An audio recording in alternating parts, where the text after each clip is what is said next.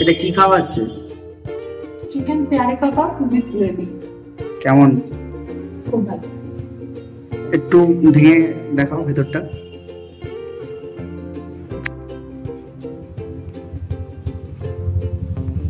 পুরো মশলাদার চিকেনটাকে পুরো গ্রেট করে দেওয়া আছে, তাই তো? কিমা করা হয়েছে, কিমা করে পেস্ট করে তার কাবাব বানানো হয়েছে। আর এই চাটনিটা কিসের চাটনি? ধনেপাতা পুদিনার চাটনি। ধনেপাতা পুদিনার চাটনি। আচ্ছা আচ্ছা। এটার প্রাইস কি আছে? 100 100 টাকা। এরকম বড় বড় 3 পিস চিকেন পেয়ারে কাবাব।